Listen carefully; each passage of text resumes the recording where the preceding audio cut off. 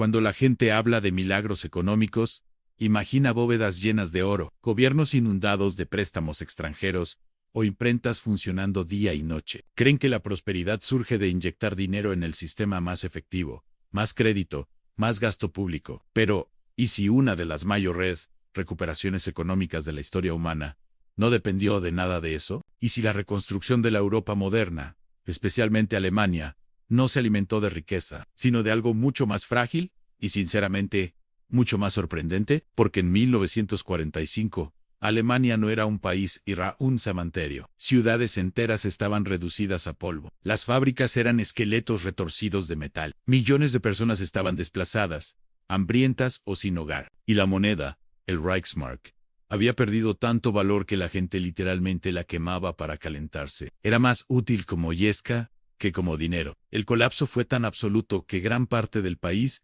volvió a un sistema de trueque casi medieval. Los agricultores cambiaban patatas por zapatos. Los trabajadores pedían que se les pagara en cigarrillos, no en efectivo. El dinero, la base misma de una economía moderna, se había convertido en simple papel decorado. Y aún así, en solo una década, Alemania pasó de la ruina total a convertirse en la potencia económica que dominaría a Europa durante generaciones. Entonces, ¿cuál fue el secreto? No fue la ayuda extranjera, aunque el Plan Marshall ayudó. No fueron los recursos naturales. Alemania tenía algunos, pero no suficientes para explicar lo ocurrido. El verdadero secreto fue un experimento monetario tan audaz, tan arriesgado y tan poco convencional que la mayoría de los economistas pensó que fracasaría al instante. Alemania reconstruyó su economía, usando dinero que ni siquiera existía todavía. La historia realmente comienza en los años caóticos y hambrientos de 1947.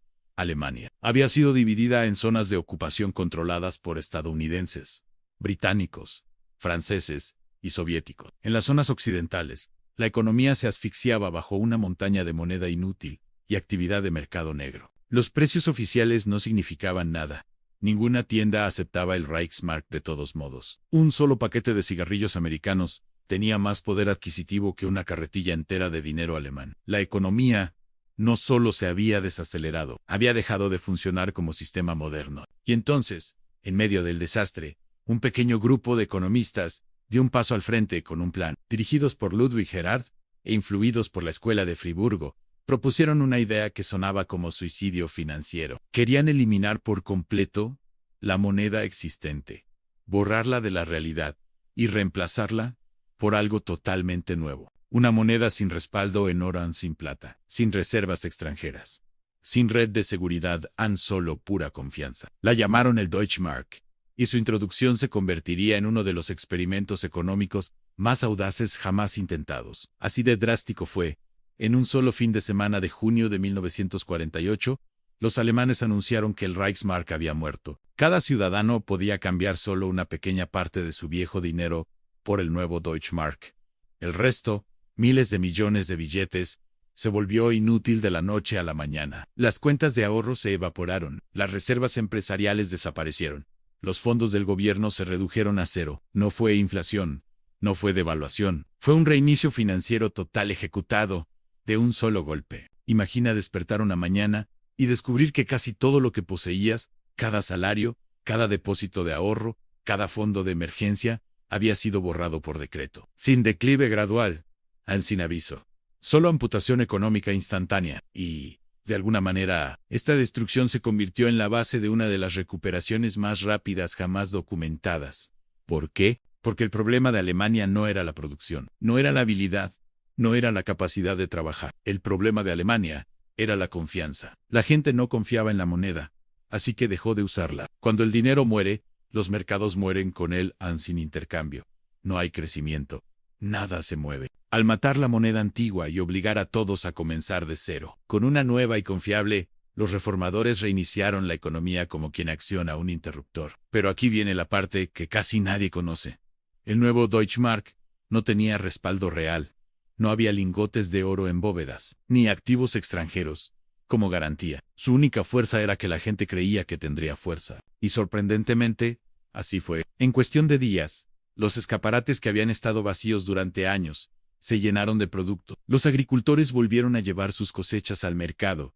Los trabajadores Regresaron a las fábricas. El mercado negro, la única economía funcional hasta entonces, comenzó a reducirse cuando la gente aceptó voluntariamente el nuevo dinero. Era como si toda la nación hubiera estado congelada y de pronto se descongelara. Pero la genialidad de la recuperación no terminó con la moneda. Erhard inició algo que llamó economía social de mercado, un sistema que mezclaba mercados libres con responsabilidad gubernamental. Eliminó los controles de precios casi de inmediato, permitiendo que la oferta y la demanda respiraran al fin. Pero al mismo tiempo, el gobierno invirtió fuertemente en infraestructura, escuelas y programas sociales que apoyarían el crecimiento a largo plazo. Este tercer camino, ni totalmente capitalista ni totalmente socialista, fue revolucionario. Mientras otros países devastados por la guerra elegían extremos, Alemania eligió equilibrio en competencia con equidad, mercados con redes de seguridad, libertad con estabilidad. Los resultados fueron asombrosos.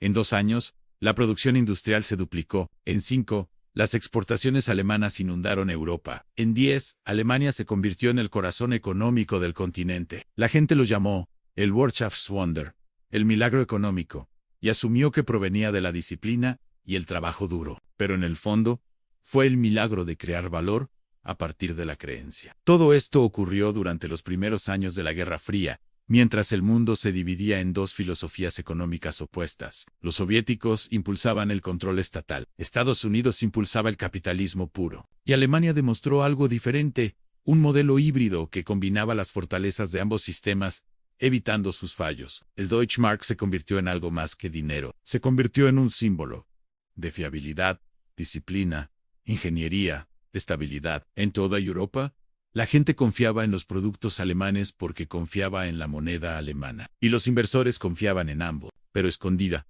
bajo el éxito había una contradicción que daría forma a Europa. Durante décadas en el Deutschmark era fuerte precisamente porque no tenía respaldo. Si tu dinero no tiene valor inherente, la única forma de mantenerlo vivo es con rendimiento. Alemania tenía que rendir constantemente cada trimestre. Más productividad. Cada año, más exportaciones. Cada década, más innovación. BMW, Mercedes-Benz, Siemens.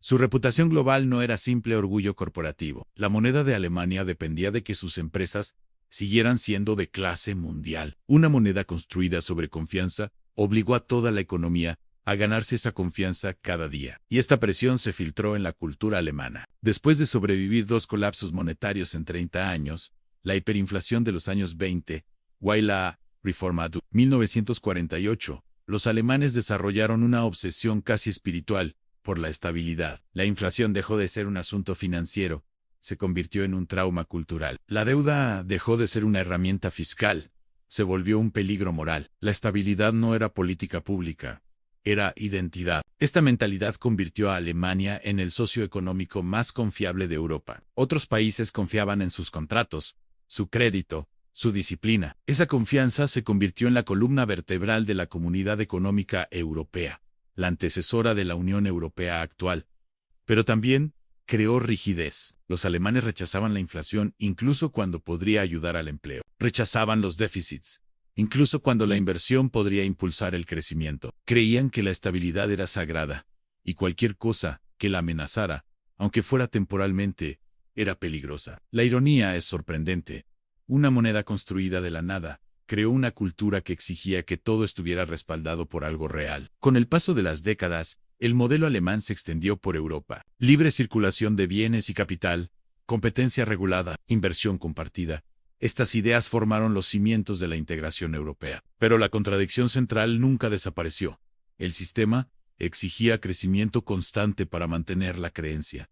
En los años 70, aparecieron las grietas. El sistema de Bretton Woods colapsó. Las crisis del petróleo sacudieron los mercados. La inflación volvió como un fantasma antiguo. Alemania sobrevivió mejor que la mayoría, pero la fragilidad de una moneda basada en la fe quedó expuesta. Los años 80 y 90 trajeron globalización y competencia de países con salarios más bajos. Luego vino la caída del muro de Berlín, una oportunidad histórica, pero también una enorme carga económica. El Deutschmark tuvo que sostener a una nación reunificada. En cada desafío, se repitió la lección de 1948.